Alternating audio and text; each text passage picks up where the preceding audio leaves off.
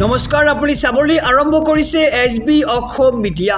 আজি হৈছে 20 মে আৰু আজি সন্ধিয়াৰ কেইবাটাও গুৰুত্বপূৰ্ণ খবৰ আহি পৰিছে আৰু এনেধৰণৰ খবৰসমূহ নিতৌ চাবলৈ চেনেলটো ছাবস্ক্ৰাইব কৰি ভিডিঅ'টোত এটা লাইক কৰি দিব। জনাইছোঁ আজি সন্ধিয়াৰ প্ৰথমটো ব্ৰেকিং নিউজ। এইবাৰ ঈদত নচলে গোধনৰ ক্ৰয় বিক্ৰয়, মুছলমান সমাজৰ ঐতিহাসিক ডাঙৰ সিদ্ধান্ত। এটি ব্ৰেকিং নিউজ জনাইছোঁ সমগ্ৰ ৰাজ্যবাসীক গোধনক লৈ মুছলমান সমাজে ল'লে এইবাৰ ডাঙৰ সিদ্ধান্ত। বিশেষ মাংস বৰ্জনৰ ঐতিহাসিক সিদ্ধান্ত এইবাৰ মুছলমান সমাজৰ কোনো লোকেই ক্ৰয় বিক্ৰয় নকৰে গোধন আৰু কোনো লোকেই ভক্ষণ নকৰে বিশেষ মাংস। কুৰবানী ঈদৰ প্ৰাক মুহূৰ্তত সমাজখনৰ সিদ্ধান্তক সকলোৰে আদৰণি। এটি ব্ৰেকিং নিউজ জনাইছোঁ পশ্চিমবংগৰ এনে ঘটনাৰ পূৰ্বে এইবাৰ এনে সিদ্ধান্ত গ্ৰহণ কৰিছে মুছলমান সমাজে। সাম্প্ৰদায়িক সম্প্ৰীতি অটুট ৰখাৰ প্ৰয়াস সমাজখনৰ। কাছাৰ জিলাৰ উধাৰবন্দ পানগ্ৰামৰ মুছলিম সমাজে ল'লে এই বিশেষ পদক্ষেপ। চৰকাৰী নীতি নিৰ্দেশনাক সন্মান জনাই ব্যতিক্ৰমী ডাঙৰ সিদ্ধান্ত গ্ৰহণ কৰিছে এইবাৰ সমাজখনে। আৰু কাছাৰ জিলাৰ উধাৰবন্দ পানগ্ৰাম মুছলিম সমাজে ল'লে এই বিশেষ পদক্ষেপ। সনাতন ধৰ্মাৱলম্বী লোকসকলে গৰুক গোমাতা ৰূপে পূজা কৰে আৰু গোধন হত্যা কৰি অন্য ধৰ্মীয় অনুভূতিত আঘাত সানিব নোৱাৰে বুলি মন্তব্য কৰা হৈছে। আৰু এই সিদ্ধান্তই অঞ্চলটোতে শান্তি ভাতৃত্ববোধ সুদৃঢ় হোৱাৰ আশা ৰাইজৰ। আৰু গোধনক লৈ এইবাৰ মুছলমান সমাজে ল'লে ডাঙৰ সিদ্ধান্ত। কেৱল এয়াই নহয়, আমি আৰু কিছুমান সমাজ দেখিবলৈ পাইছোঁ যে এইবাৰ ঈদত কুৰবানী নকৰাৰ তেওঁলোকে এটা সিদ্ধান্ত গ্ৰহণ কৰিছে। আৰু বিশেষ মাংস বৰ্জনৰ ঐতিহাসিক সিদ্ধান্ত কেতবোৰ মুছলমান সমাজৰ কোনো লোকেই ক্ৰয় বিক্ৰয় নকৰে এইবাৰ গোধন, কোনো লোকেই ভক্ষণ নকৰে এইবাৰ বিশেষ মাংস। জনাইছোঁ আৰু এটি ব্ৰেকিং নিউজ ডাঙৰ খবৰ। এইবাৰ নতুন ৰূপ পাব জুবিন ক্ষেত্ৰই। 3 কোটি টকাৰে নিৰ্মাণ কৰা হ'ব বাউণ্ডেৰী ৱাল। ৰাজ্যৰ মুখ্যমন্ত্ৰী ডক্টৰ হিমন্ত বিশ্ব শৰ্মাই কৰিছে বৃহৎ ঘোষণা। জনাইছোঁ এটি ব্ৰেকিং নিউজ ডাঙৰ খবৰ। এইবাৰ নতুন ৰূপ পাব জুবিন ক্ষেত্ৰই। লোক নিৰ্মাণ বিভাগক নিখুঁতভাৱে নিৰ্মাণৰ নিৰ্দেশ মুখ্যমন্ত্ৰী ডক্টৰ হিমন্ত বিশ্ব শৰ্মাৰ। আৰু দ্বিতীয়বাৰ কাৰ্যভাৰ লৈয়ে জুবিন ক্ষেত্ৰত উপস্থিত হৈছে ৰাজ্যৰ মুখ্যমন্ত্ৰী ডক্টৰ হিমন্ত বিশ্ব শৰ্মাই। আৰু নিৰ্বাচনৰ সময়ত ৰাজনীতিৰ বাবে জুবিন ক্ষেত্ৰক ব্যৱহাৰ কৰিছিল। ৰাজনীতি কৰাৰ বাবে এটা সময়ত ইয়ালৈ আহিব বেয়া লগা হৈছিল বুলি মন্তব্য মুখ্যমন্ত্ৰী ডক্টৰ হিমন্ত বিশ্ব শৰ্মাৰ। আৰু এতিয়া নিৰ্বাচন গ'ল, সেইবাবেই জুবিন ক্ষেত্ৰলৈ আহিছোঁ বুলি মন্তব্য সংবাদ মাধ্যমৰ আগত। আৰু আমাৰ কাৰণে জুবিন অতীত আছিল, বৰ্তমানো আছে আৰু ভৱিষ্যতেও থাকিব বুলি মন্তব্য কৰিছে ৰাজ্যৰ মুখ্যমন্ত্ৰীগৰাকীয়ে। আৰু জুবিন ক্ষেত্ৰত উপস্থিত হৈ মুখ্যমন্ত্ৰী ডক্টৰ হিমন্ত বিশ্ব শৰ্মাৰ এনে মন্তব্য আজিৰ দিনটোত আমি শুনিবলৈ পাইছোঁ। আৰু এইবাৰ নতুন ৰূপ পাব জুবিন ক্ষেত্ৰই। লোক নিৰ্মাণ বিভাগক নিখুঁতভাৱে নিৰ্মাণৰ নিৰ্দেশ দিয়া হৈছে জুবিন ক্ষেত্ৰৰ বাউণ্ডেৰী ৱাল। আৰু দ্বিতীয়বাৰ কাৰ্যভাৰ লৈ জুবিন ক্ষেত্ৰত উপস্থিত হৈছে ৰাজ্যৰ মুখ্যমন্ত্ৰী ডক্টৰ হিমন্ত বিশ্ব শৰ্মাই। জনাইছোঁ আৰু এটি ব্ৰেকিং নিউজ ডাঙৰ খবৰ। পশ্চিমবংগৰ এটি বিশেষ খবৰ। এইবাৰ মমতাৰ ভাতিজা অভিষেক বেনাৰ্জীৰ ঘৰত চলিব প্ৰশাসনৰ বুলডোজাৰ। হয়, ঠিকেই শুনিছে। এইবাৰ পশ্চিমবংগত যিহেতু বিজেপি চৰকাৰ, গতিকে বিজেপি চৰকাৰৰ দয়া নাই ক্ষমা নাই নীতিত এইবাৰ মমতা বেনাৰ্জীৰ ভাতিজাকৰ ঘৰত চলিব প্ৰশাসনৰ বুলডোজাৰ। এটি ব্ৰেকিং নিউজ জনাইছোঁ সমগ্ৰ ৰাজ্যবাসীক মমতাৰ ভাতিজা অভিষেক বেনাৰ্জীৰ ঘৰত চলিব পাৰে প্ৰশাসনৰ বুলডোজাৰ।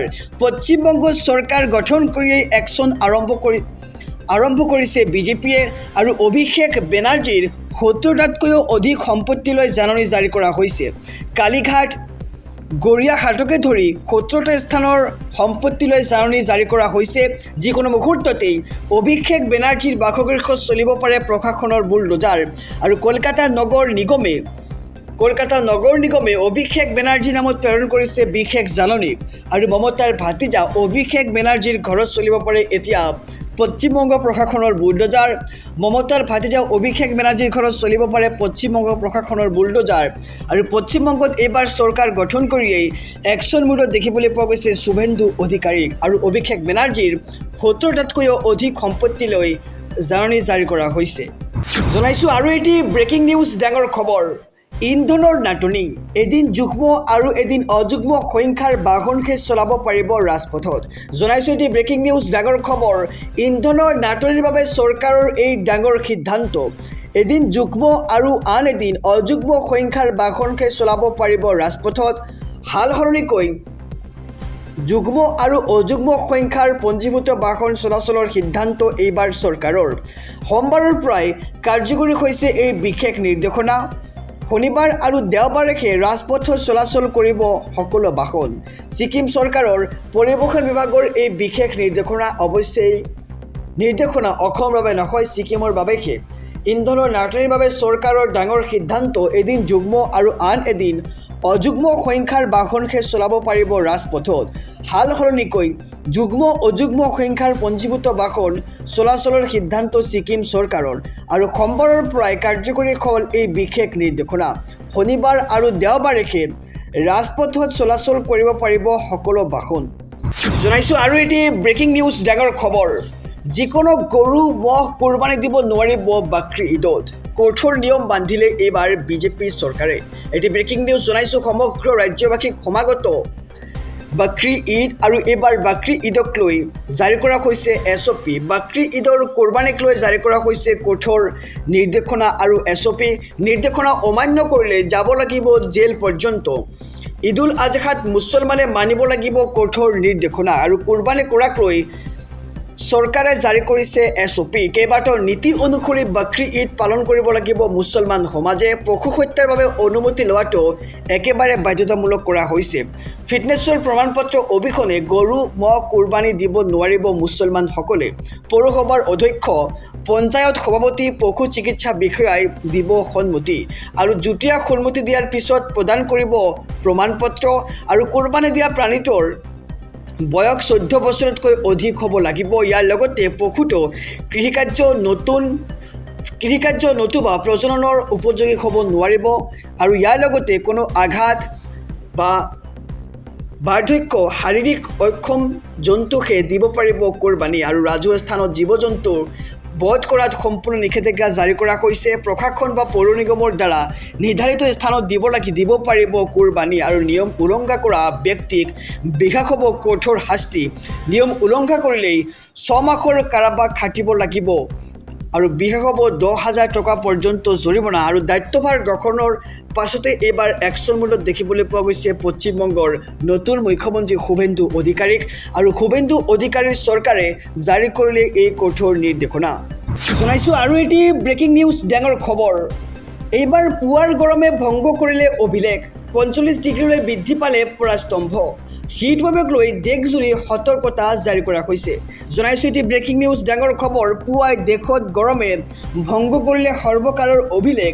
45 ডিগ্ৰীলৈ বৃদ্ধি পালে এইবাৰ পৰাস্তম্ভ হিটৱেভক লৈ দেশজুৰি সতৰ্কতা জাৰি কৰা হৈছে উত্তৰ আৰু মধ্য ভাৰতৰ লগতে দেশৰ কেইবাখনো ৰাজ্যত অভাৱনীয়ভাৱে বৃদ্ধি পাইছে গৰমৰ প্ৰকোপ আৰু প্ৰচণ্ড গৰমৰ মাজতেই AQI.inৰ লাইভ গ্ল'বেল টেম্পাৰেচাৰ ৰেংকিঙত উদ্বেগজনক খবৰ আহি পৰিছে বিশ্বৰ 100খন আটাইতকৈ গৰম দেশৰ ভিতৰত ভাৰতবৰ্ষৰ স্থান দেখিবলৈ পোৱা গৈছে আৰু AQI.in ৱেবছাইটৰ লাইভ মনিটৰিঙত পোহৰলৈ আহিছে এই বিশেষ তথ্য আৰু দেশবাসীক সাৱধান হৈ থকাৰ আহ্বান ভাৰতীয় বতৰ বিজ্ঞান কেন্দ্ৰৰ প্ৰচণ্ড গৰমৰ ধুমুহাক লৈ জাৰি কৰা হৈছে দেশৰ কেইবাখনো ৰাজ্যলৈ ৰেড আৰু অৰেঞ্জ এলাৰ্ট আৰু চিকিৎসক কৰ্মীসকলে ৰাইজক হিটষ্ট্ৰ'কৰ পৰা বাচি থাকিবলৈ সাৱধানতা অৱলম্বন কৰাৰ বাবেও দিছে পৰামৰ্শ প্ৰচণ্ড মূৰৰ বিষ মূৰ ঘূৰোৱাৰ দুৰ্বল অনুভৱ আদি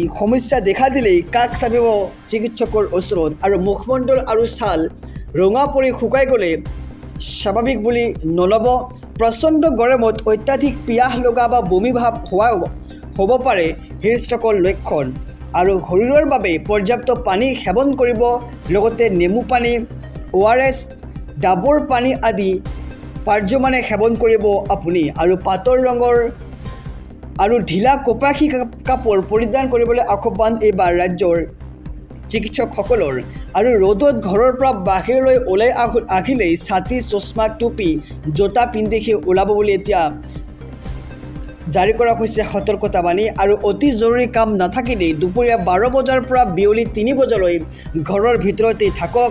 চাহ, কফি, সুৰা আৰু অতিমাত্ৰা চেনি মিহলি ৰঙিল শীতল পানীয় পৰিহাৰ কৰক। অত্যাধিক তেল, মছলাযুক্ত বা বাঢ়ি খাদ্য, চৰ্বিজাতীয় মাংস আদি খোৱাৰ পৰা আপুনি বিৰত থাকিব পাৰে।